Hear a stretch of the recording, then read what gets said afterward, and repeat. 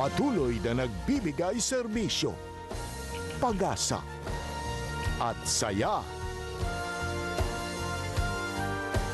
GMA Regional TV, kapuso ng bawat Pilipino.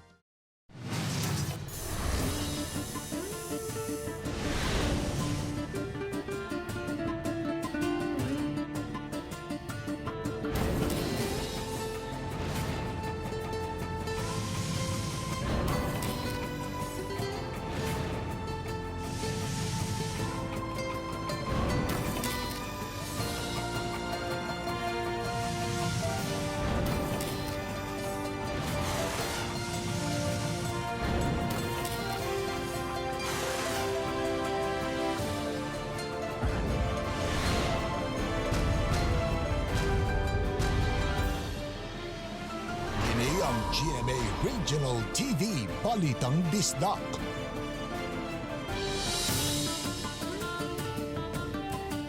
Ngayong hapon, kining inyong GMA Regional TV Balitang Bisdak. Ang bugtong kasaligan, kasandigan o kanangpan sa mga Bisaya. Ako si Bobby Nalusa. Nga maghatod sa labing dako ug mga nagunang balita nga mahinungdanon sa Central ug Eastern Visayas. Ug live sa GMA Complex sa Dakbayan sa Sugbo, ako si Alan Domingo. Dugang bagong 7 ka kaso natala sa Cebu City ug nisumada na og 173 ka mga positibo sa COVID-19. Posibleng karong Agosto pa buksan pagbalik ang mga pampublikong mga eskwelahan matod sa DepEd. Human sirhi ang border sa Cebu City ug Talisay City, tunnel-tunnel system namugna apan napakgang. Food delivery service sa Mandaue City gilimitahan na o ginidaan na silang mulabang sa laing LGU. 29 ka PDL sa Cebu City Jail gihilantan, samtang supplies gikan sa mga pamilya kutob na lang sa Fuente Osmeña. Kung adunay murag sintomas sa coronavirus, mahimo na lang unya magpa-online check-up. Imbis bandera sa Pilipinas, PPE alang sa mga frontliners ang gitahi sa grupong Modern Marcela Agoncillo.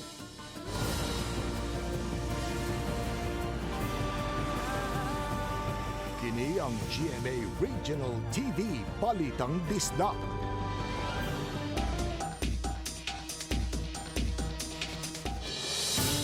Hoping for the best but preparing for the worst. Mao kini ang napantawan ni Cebu Governor Gwen Garcia sa pagsud sa coronavirus disease. Busa nagplano kini nga mopatuman og rapid massive targeted testing sa COVID-19. Anang report. Targeted massive testing. Then mahimo natang mo define og plano, direksyon, pamaagi, protocol, procedure. Ug unsaon tani nga ang panginabuhi ninyo sa tagsa-tagsa ka lungsod sa mga dakbayan, mahinay-hinay nato babalik. Ang rapid massive targeted testing mao ang pagsuta kon ang usa ka tawo adunay igong antibodies sa lawas nga makasugakod sa kagaw. Maghahatag usab kini og kasiguruhan nga kon mobalik na og trabaho dili na sab makatakod sa uban. 30 ngadto sa 50,000 ka mga kits ang paliton sa Kapitolyo ug ang mga medical experts ang mubasa sa resulta. Sila ang mutabang sa bagong protokol nga ipatuman sa higayon nga inanay ipatuman usab ang pagpahibalik sa ekonomiya sa lalawigan. Sa pikas-bahin, natandog ang gobernadora sa gipakita nga pagpakabana sa katawhan nga nangunay sa pagbantay sa ilang komunidad sama dito sa dakbayan sa Talisay. Gipanghimugatan sa gobernadora ang kamahinungdanon sa pagpakabana sa mga tao aron makalingkawas sa gikahadlukan nga coronavirus disease kon COVID-19. Magtinabangay ta. Tabang mo. Maningkamo ta nga dili gyud mukuyanap ang coronavirus sa atong mga lungsod, sa atong dakbayan, sa atong mga barangay. Kauban si Marlon Melgaso, ako si Alan Domingo. Balitang Bisdak. Adunay dugang 7 ka mga bagong kaso sa COVID-19 dinhi sa Dakbayan, Sugbo. Kini gipahibaw ni Cebu City Mayor Edgardo Labella sa iyang social media account pasado alauna karon ng hapon. Hinungdan nga may 173 na ka mga kaso sa COVID-19 dinhi sa Dakbayan. Ang nadugang usa ni gikan sa Fishport sa Barangay Suba, duha sa PDL sa Cebu City Jail, laing duha gikan sa San Antonio, Calamba, usa sa Katipunan, Labangon ug laing usa sa Barangay Hipudumo. Tungod sa pagdaghan sa kaso, nakadesisyon usab ang mayor nga iuswag ang pag-apod-apod sa ngadto sa house to house sa financial assistance sa mga alang sa mga senior citizens dinhi sa Dakbayan, Sugbo. Gikatakda unta karong Sabado, Abril 25 ang schedule sa sugod na pag-apod-apod sa mga financial assistance.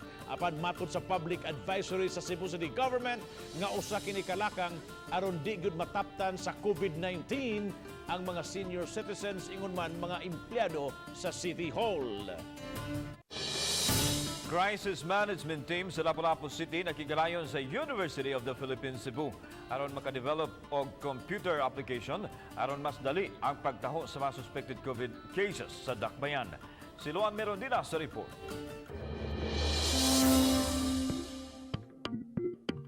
Sayon ra ang paggamit sa self-assessment and self-report feature.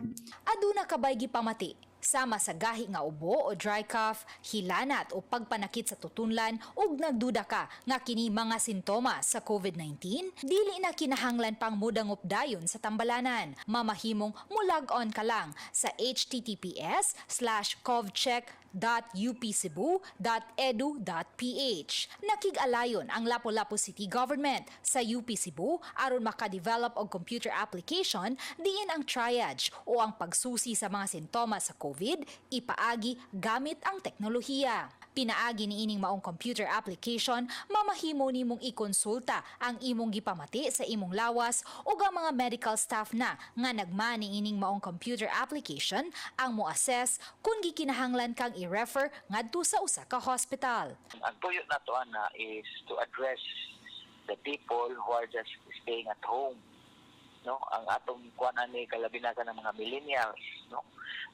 Kanang mga dunay mga computer. Sa mga dili teki o baka walay access sa internet sa balay, mamahimong motawag sa emergency hotline number 0956-394-1999 o baka modangop sa labing duol nga health center. Gipasabot ni Banasya nga mahinungdanon ang paggamit sa naasoing teknolohiya tungod kay makahatag kini og data analysis og bird's eye view kung halapad nga panglantaw sa suliran sa COVID sa Dakbayan. Daghang nabag mga UI or ILI, daghang na pagsari, na. Then mo-produce ni siya map. Mapa siya.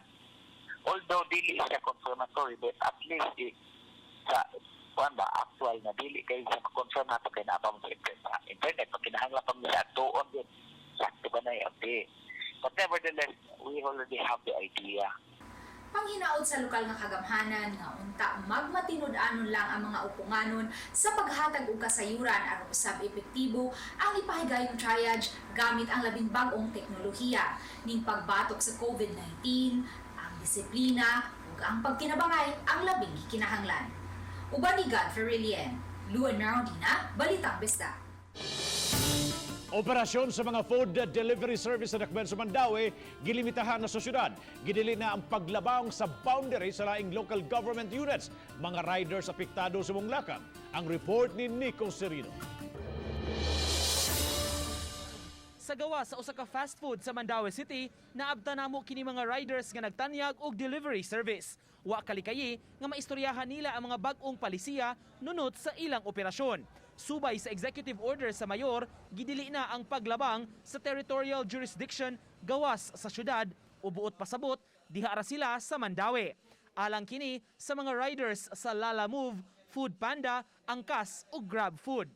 Mao nga ang mga riders igo ra mo dawat sa mga orders sa Dakbayan o sa mga restaurants nga anaarasab sa Mandaue. Within Mandaue ra, dili na sila kaadtog Cebu, di na kaadtog Lapu-Lapu. Kung naa sila i-deliver og laing lugar, sa boto na lang nila nga border na lang kautob. Ya pick up na lang dito sa border, di na pwede mo cross ang border. Higpitan gyud nato kay wa mo ta makahibaw nga simbako ba nga mo cross border mo balik diri nga takda na hinuon. Gumikan niini, aminado sila nga maminus-minusan gyud ang ilang customers apan malipayo na lang nga nakapadayon gihapon sa panginabuhian taliwa ni ining ECQ. Pasalig hinuon nila, mipatuman gihapon og mga lakang aron luwas ug makalikay sa sakit. Mandawi area, sir. Mandawi na lang area. Okay. Para safe sad, sir ba? Aris nagtuyok lang na dire. Kumusta panginabuhian mo panahon na, sir? Lisod eh. Ano ba? Kuyo, saan na tabuha nanig. Oo. Pero panginabuhi man, hindi. Mahimo kay. Kuyo tas balay, hindi yan. Mapaan gid, sir. Aminos yun na susad ganing ang kargado gid dire sa Mandawi ang mga tindahan uban close ra pa. Ang mga motorcycle delivery services exempted sa number coding scheme nga giimplementar sa dakbayan. Apan gi-require ang mga riders magsulob og uniform, face mask ug identification. Uban ni June Solon, Nico Sereno, Balitang Bisdak. Department of Education may pahibaw nga posibleng buksan ang academic year karong tuiga sa buwan sa Agosto. Inay karong Hunyo tungod sa hulga sa coronavirus disease 2019 kun COVID-19. Gipahibaw ni Deputy Secretary Leonor Biones nga ang desisyon subay siyang pakikinabi sa nakalain-laing opisyal sa departamento. Kadaghanan sa gipangutanan ni Briones may awag nga buksan ang academic year sa buwan sa Agosto. Inay sa naandang buwan sa Hunyo. May pahigayon usab og online survey ang DepEd nga nakakuha og 700,000 ka mga respondents ug hapit tanan kanila pabor sa pagbukas sa klase sa Agosto. Matod ni Briones nga ang DepEd padayon moawhag sa matinunan nga mo subscribe sa online educational platform nga nagasuporta sa alternative learning modalities aron niining atol niining enhanced community quarantine.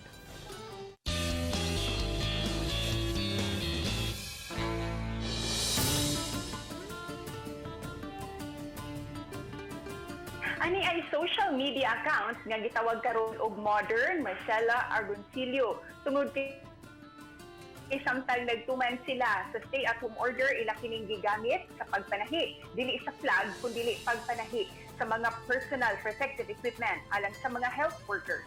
Si Marie Dumabok sa report.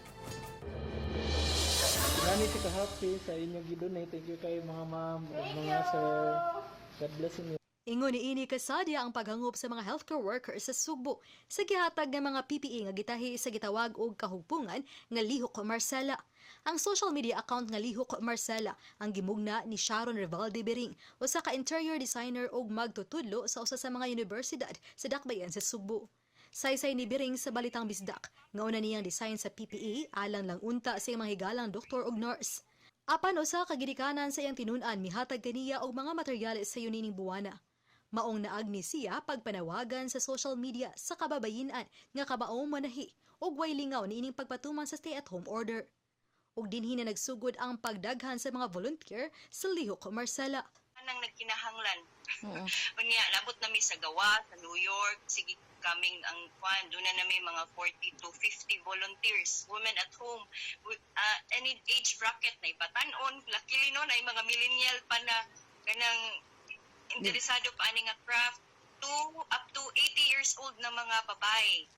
Ang ilang mga ginama ang miabot na sa mga tambalanan sa Sugbo, Bohol, Leyte, Zamboanga ug bisan na gani sa gawas sa nasud.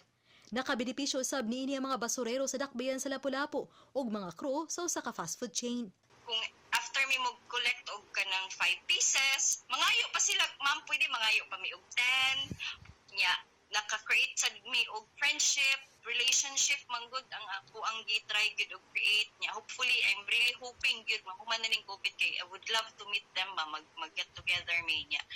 Kung ansad gud kay ang mga mama nay uban padad-i ko diri kay akong anak.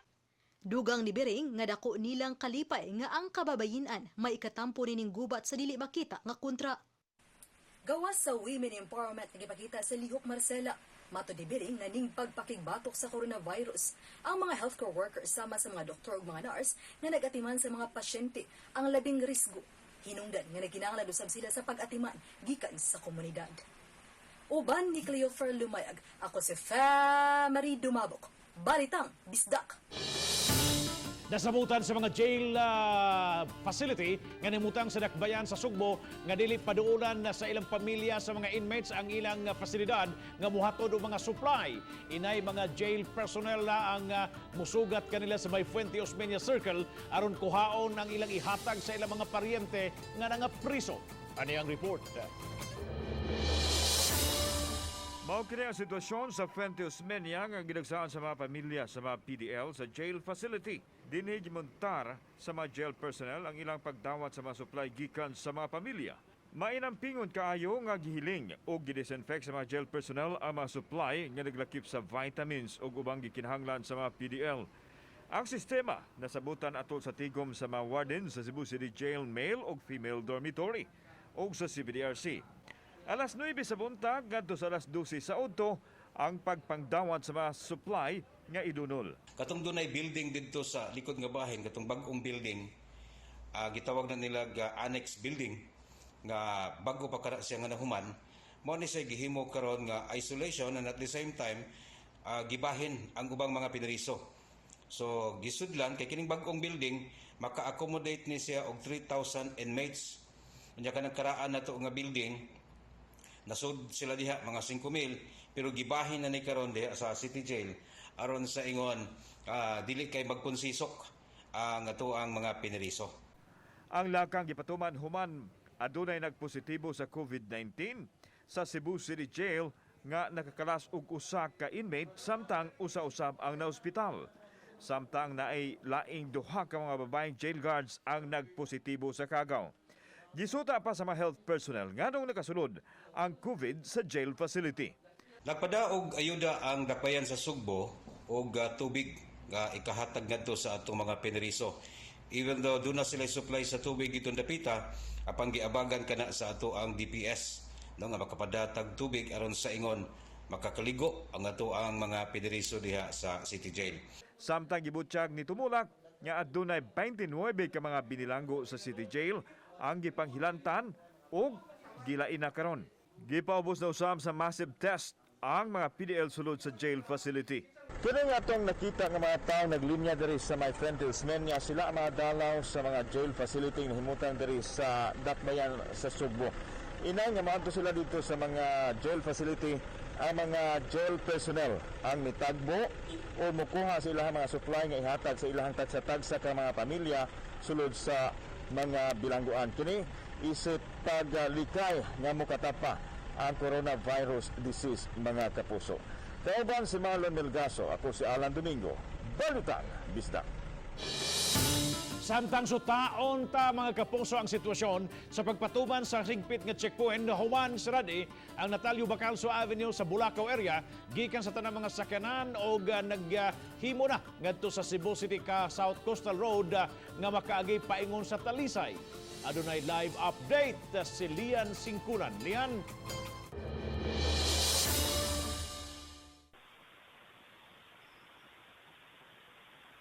Bob, smooth ra kaganiha ang dagan sa checkpoint sa may Cebu South Coastal Road. Samtang sa may Bulacau area, higpit na gyud kining gisirhan. Mao na mga sakyanan gipa U-turn gyud o gipaliko. Sa pagbisita sa RTV Balitang Bisdak kaganiha sa may Bulacau area, gibutangan na og railings ang utlanan sa Cebu City ug Talisay City. Nagsugod ang pagpatuman niini alas 12 kaganihan tungang gabi. Diin tanang sakyanan moagi na sa Cebu South Coastal Road. Kaganiha, may mga sakyanan ang gipa U-turn ug kanunay usab nga gipahimangnuan sa taga City toda.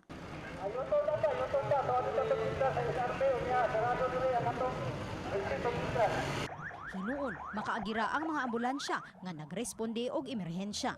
Apan may ubang mga tao nga susama sa usa ka Korean novela ang sitwasyon kaganiha. Diin ang uban nagtagbo sa utlanan sa dakbayan sa Talisay ug Cebu City. May uban nga misuway og tunol kay dili naman sila makalusot sa utlanan. Apan atol sa among interview kaganiha, may giklaro ang hepe sa Talisay City Police. Actually, it's not allowed. No, it's not allowed.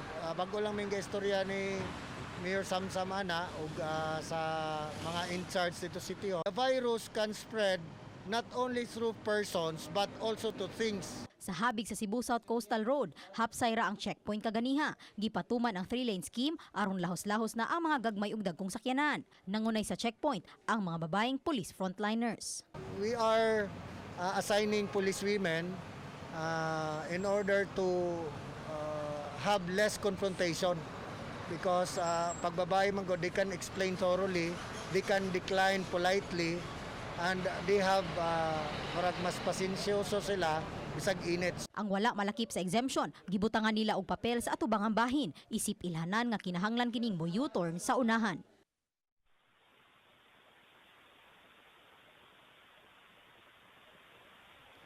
Samtang Bob, sugod kaganihang alas 12 sa tungang gabi, ana-ana sa 120 ka mga sakyanan ang wala makasulod sa probinsya sa Sugbo. Bob? Thank you so much, Lian Singkulan, sa imong live report. Buot masiguro sa gobernador nga dili masudlan og coronavirus disease ang Cebu Provincial Detention and Rehabilitation Center kung CPDRC.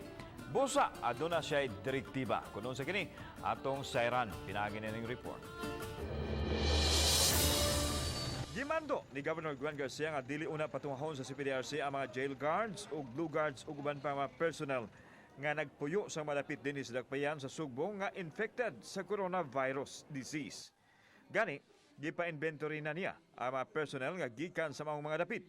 Kini aron malikayan ang posibleng pagsulod sa kagaw sa jail facility. Buot lang masiguro sa gobernador nga dili mahitabo sa CPDRC ang nahitabo karon sa Cebu City Jail din adunay mga inmates nga nagpositibo sa COVID-19. Kung kini sila, ang ilang address diri sa syudad, infected barangays, then tell them na di na sila mo report for work, kalisda na laglain. So, dili na lang usa sila mo adto sa CPDRC. Dugay nang gisuspenso ang dalaw sa CPDRC ug makuti usab ang pagsusi sa bisan unsa nga ipasulod sa jail facility sa ladawigan sa Sugbo. Ang CPDRC karon adunay mo kapin usa ka libo ka mga persons deprived of liberty. We have a doctor dito no nga assigned, and they are closely monitoring anyone nga that shows kung ma-ILI gali na kinahanglan na siya nga ma-isolated alin. That's the protocol. Kauban si Marlon Melgaso, ako si Alan Domingo. Balitang Bisdak.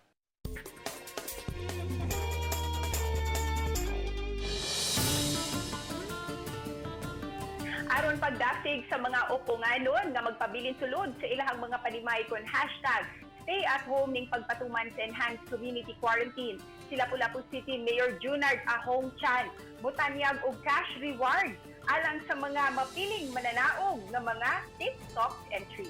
Atong sayran sa report ni Luan Mayrundina.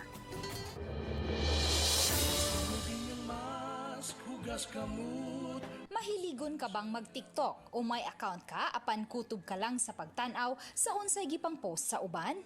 Kini na ang imong higayon nga makakwarta bisa ning panahon sa enhanced community quarantine. Sa TikTok challenge nga gipasiugdahan ni Lapu-Lapu City Mayor Jonard Ahong Chan, 5,000 pesos ang mamahimong maangkon alang sa mapiling best TikTok performers, 3,000 pesos alang sa ikaduhang dapit o 2,000 pesos alang sa third placer. Aduna usay 80 slots alang sa consolation prizes nga tag 500 pesos alang sa matag usa. Gikinahanglan lang sundon kini mga steps ni ining music video o mamahimo kang mohimo og imong kaugalingong creative steps. Usa, ngadto sa duha lang ka performer o gikinahanglang sa sulod mismo sa inyong balay himuon ang music video. Siguradua nga may 50% nga entertainment factor ang imong music video nga imong gisumiter.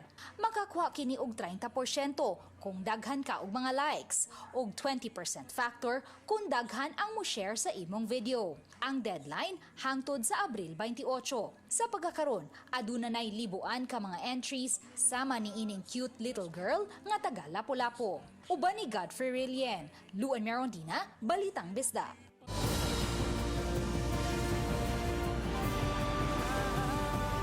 Kini ang GMA Regional TV Balitang Bisdak.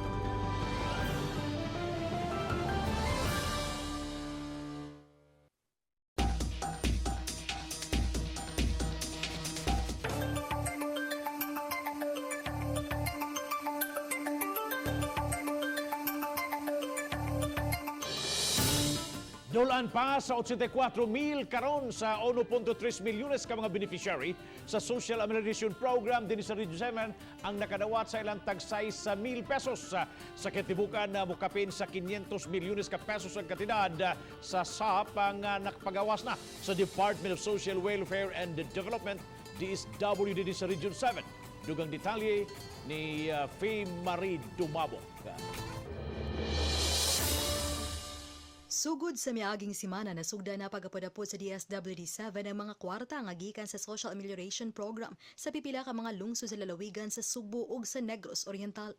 Nagagikan ang mga nakadawat sa mga lungsod sa Balamban, San Remigio, Asturias, Compostela, Pilar sa Isla sa Camotes, Isla sa Bantayan ug sa lungsod sa San Fernando sa lalawigan sa Sugbo. Sukad sa Domingo sa gabi, ang nakadawat moabot na sa 83,796 sa kapin sa usa ka milyones ka mga pamilya nga gitagan-an sa tag 6,000 pesos na Social Amelioration Program sa Central Visayas. Musumada sa dulaan 503 milyones pesos na ang naapod-apod. Sa virtual press conference kipaybaw ni Lia Quintana, tigpamaba sa DSWD-7, nahatag na usab nila ang kapin sa 4 bilyones pesos sa 123 ka mga lokal nga kagamhanan aron kasugda na ang payout sa ubang lugar. Atong tan-awon ang tibuok pamilya kung ang ilang income nabilong sa poverty threshold, no?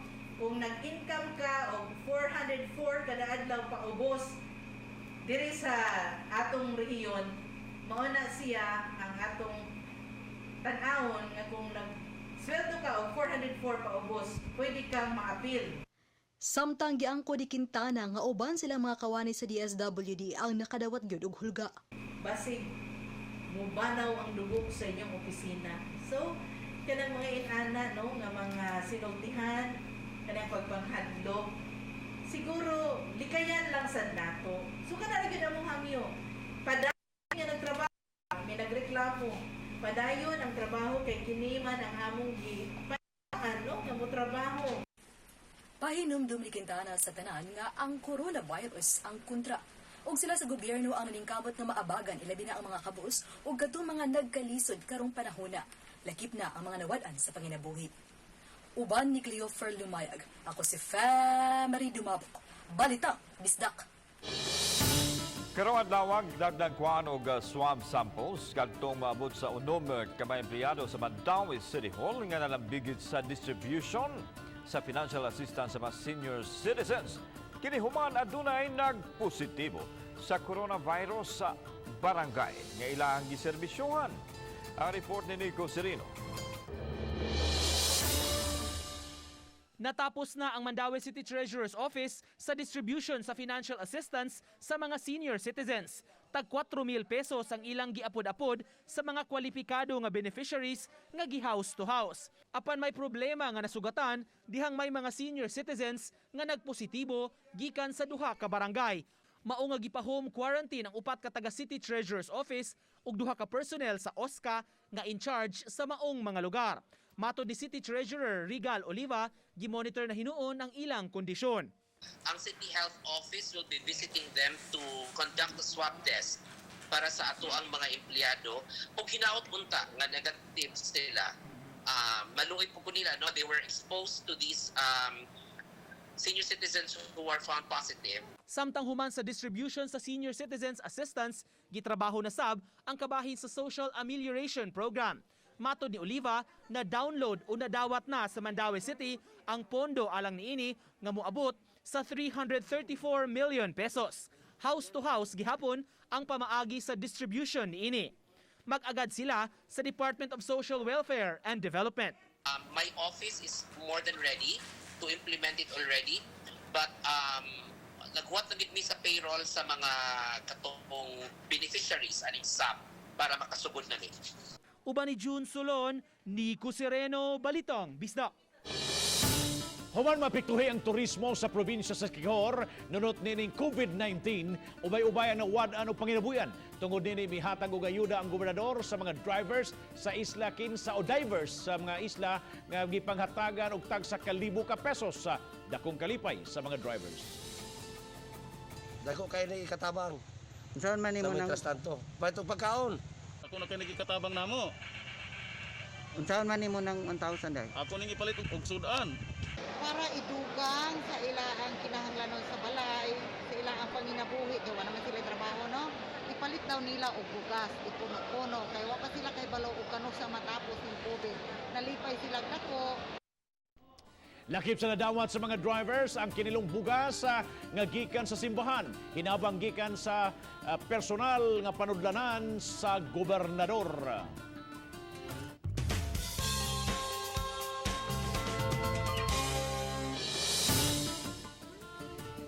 Pulis nga nagsaulog sa iyahang birthday ni paambit og bugas alang sa mga habal-habal drivers nga apektado ang panginabuhian karon tungod sa krisis sa COVID-19. Inay sa naandang birthday party, mas gipili ni Police Major Manuel Cabanlit sa First Company PCR RFFD7 nga sa ulugon ng iyahang birthday uban sa mga nanginahanglan. Napili niya ang grupo sa mga habal-habal ug tricycle drivers nga gihatagan niya og mga relief goods. Isip pagtan-aw sa iyang kaagi, di na iyang amahan, driver usab sa tricycle kaniadto. Sa iyahang social media post, malipayon si Mig Cabanlit nga nakatabang ug wala usab, magpaabot og baws sa iyang nahimo. Matod niya, dili gayud ibaliwala ang power of kindness. Bisan unsa kagamay nga butang, basta kinasing-kasing. Kanimo Police Major Manuel Cabanlit, happy birthday ug saludo kami. Unta, ipadayon nimo ang pagpakuyana pa sa buhat sa kaluoy, pinaagi sa #SpreadKindness. Siyudad sa Mandawi, giawhag nga mutanyag o mga sakyanan alang sa mga pasyente nga nagkinahanglan og medical atensyon karong panahona. Sa regular nga sesyon sa Mandawi City Council, gipapasar ang resolution aron matabangan ang mga nagkinahanglan og atensyong medikal. Giawhag ang ehekutibo pagtanyag o mga sakyanan aron kasakyan sa mga buntis nga buot nga mag-prenatal check-up. Ingon usab sa mga pasyente nga magpa-dialysis aron dili sila maglisod paglakaw-lakaw o paggawa silang panimay. Giawag usab ang kabarangayan nga mutanyag nini mao nga gitambagan ang mga pasyente nga makig-alayon lang sa ilang mga barangay officials. Kining mga mabdos o mga dialysis patients, doon naman kuno sila kay mga schedule yun, mga regular schedule ba sa ospital. Kunya kini sila kinahanglan din sila immediate medical intervention.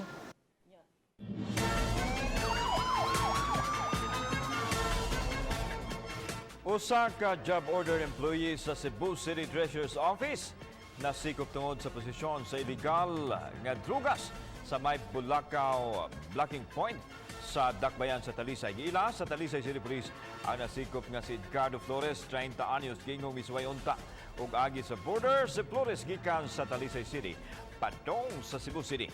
Apan dihang gipangutana sa iyang mga dokumento, gingong nahug ang unom ka mga gagmay pakiting sa giduang Shabu. Samtang pahimangno lang sa mga Disaster Risk Reduction and Management Office sa Dakbayan sa Talisay, nga likayan ang pagpalupad og mga tabanog. Gikonfirmar ni Alvin Santillan na ang disaster head sa Dakbayan sa Talisay nga kagahapon nakasinati og brownout ang duha ka mga barangay sa Dakbayan tungod sa laing tabanog nga nasabit. Nahitabo kini dihang may tabanog nga nasabit sa linya sa kuryente. Kanunay pahimangno sa taga-disaster nga gawas sa gipatuman nga enhanced community quarantine nga unta badlongon sa mga ginikanan ang ilang kabataan nga magpalupad o mga tabanog aron di na mausab ang maong problema. Ya, samot na ron nga natig tubang ron nga dako kayong problema nya karon ipuno-puno pa yun na. So karon ang ato alang buhaton is sa mga ginikanan palihog lang ibadlungan yung mga anak magka-flying sila kay gawa sa COVID na patay lang yung mga pangatubang mga Hingpit nang nataktak siyang katungdanan ni si Police ang kanhi hepe sa lungsod sa Argao nga si Police Major Eldefonso Miranda Jr. Ganina buntag ipirmahan ni Police Brigadier General Ignatius Ferro ang dismissal order batok kang Miranda. Mato ni Ferro nga gibasihan nini ang gipasakang kaso kandakan becoming of a police officer of grave misconduct for violation of Section 3 sa Republic Act of 3019 kon corrupt practices sa usa ka opisyal. Kinumduman nga samtang si Miranda pa ang hepe sa Argao Police Station nasakpan sa kapulisan nga nakikuyog sa babae nga binilanggo inay nga itanggong sa detention cell. Midugang si Ferro sa pagkataktak ni Miranda wa siya'y madawat bisan unsa nga benepisyo siyang pagkapulis o padayong bayran ang kalapasan nga iyahang nahimo.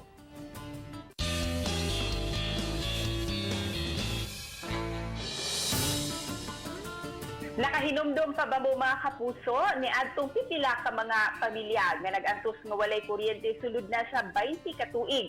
Karon atong pangmustahon ang ilahang kahimtang human ma-feature dinhi si GMA Regional TV. Balitang Bisdak. Ani ang First Million Simple.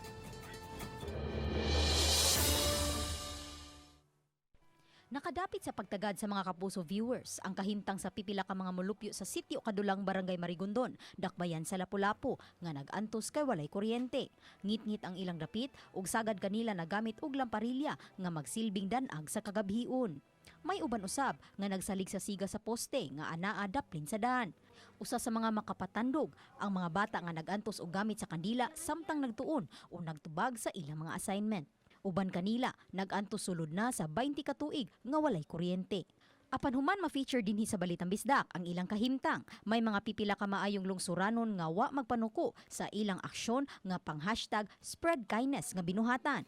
Ang mga molupyo kaniadto nga gasalig lang sa hayan sa lamparilya karon may kahayag na ang ilang mga panimay. Gitabangan sila sa usa ka pundok niadtong Marso nga maoy gahatag kanila og mga solar night lamps in a bottle. Ang mga beneficiaries di na kinahanglan pa mag-on og off sa mga suga kay diretsyo na kining musiga. Automatic sa ni siya nga mapalong. Pag ngit-ngit na, automatic siya nga musiga. So, wala na ang atong mga beneficiary, wala na sila buhaton nga mag-on off og switch. Automatic na siya musiga sa gabi ug automatic siya ma-off ug mag-charge inig kabuntag. Gani lain pa niini na recycle usab ang mga water bottles, inay ilabay kini. Sa mga kanunay nag-hashtag spread kindness sa ubang mga nanginahanglan, among saludo alang kaninyo mga kapuso. Uban ni Cleofer Lumayag, Lian Singkulan, Balitang Bisdak. Mga kapuso, taliwa ni ining krisis nga ato ang giatubang karon gumikan sa COVID-19 virus. Mga kapuso, laumin ninyo nga magpadayon gihapon ang ato ang serbisyo ug syempre ang katong mga istorya nga nagpakita sa hashtag spread kindness. Amo gayud ka na ibalita o ihatod kaninyo mga kapuso kay mao kini ang ato ang labing gikinahanglan karong panahona ang pag-hashtag spread kindness. Busa mga kapuso, once again, stay at home, be safe, and stay healthy. Balik ka ninyo din ha, Super Bob, Alan. Thank you, Ses. Ipakita sunod si Bruno para makita kang na ang work from home yuga. Sa gipatuman nga masugot nga border control sa kalungsuran og syudad sa Sugbo, sugod karong adlawa ang taga Minglanilla ug Naga ang nagkasabot sa pagpatuman sa one-time pass. Nagkasabot sila si Mayor Elinito Peña sa Minglanilla ug Mayor Christine Vanessa Chong sa Dakbayan sa Naga nga katong may importanteng tuyo sa isig nila ka mga dapit ang tugutang makasud gamit ang one-time pass. Makuha ang one-time pass sa mga police station sa lungsod sa Minglanilla ug Dakbayan sa Naga. Apan ang mga essential workers lang o mga frontliners ang tugutan gihapon nga magpakita sa ilang mga company ID o Certificate of Employment. Samtang sugod ugma, ipatuman usab sa lungsod sa Liloan ang odd ug even number scheme sa mga sakyanan.